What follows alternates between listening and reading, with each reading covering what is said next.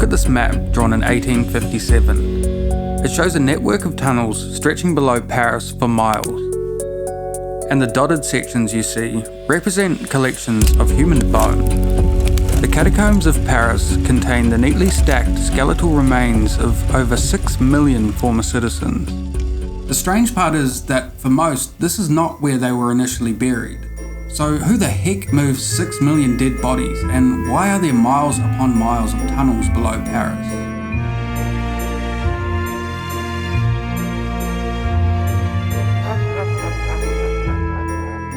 Modern-day Paris is situated on either side of the Seine River, and the two sides are known as the left and right banks. But if you were to travel back to the 5th century where our story begins, you would find the Roman town, originally known as Lutetia, centred atop a hill on the left bank and little more than a few camps scattered amongst the swampy marshlands on the right bank.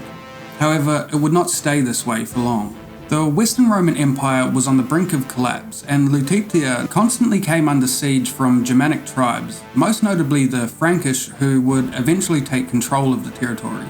Over time, these attacks would leave the town in ruins and led to the Parisians abandoning the left bank in favour of the swampy marshlands of the right bank.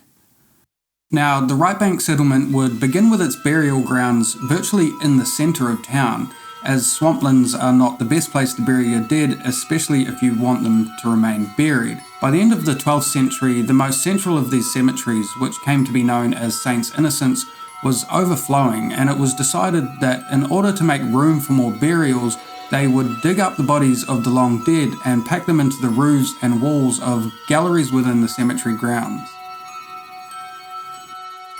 Okay, so we're jumping centuries here like nobody's business, but just stick with me.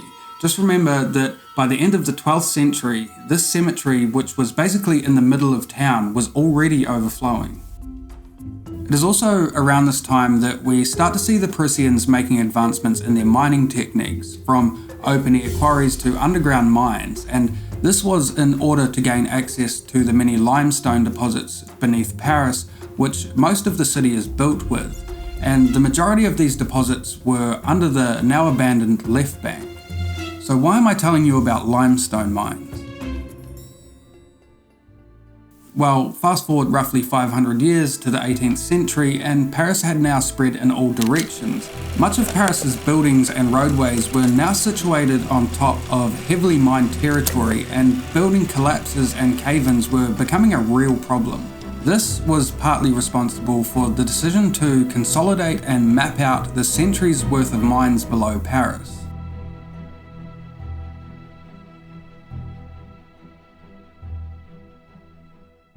Now, remember Saints Innocents, the old cemetery at the centre of town that was full 500 years ago?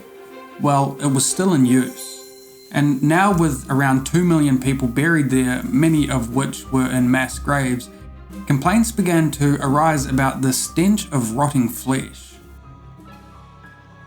King Louis XVI now had some fancy new tunnels and 6 million dead people to deal with, and so the plan was formulated to empty Paris's cemeteries and move the dead to the underground tunnel network.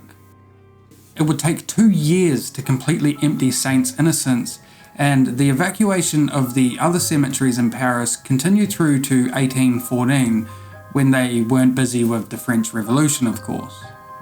In 2004, police discovered a fully equipped cinema in the catacombs with a giant screen, seating for the viewers, and even a fully stocked bar and a restaurant with tables and chairs.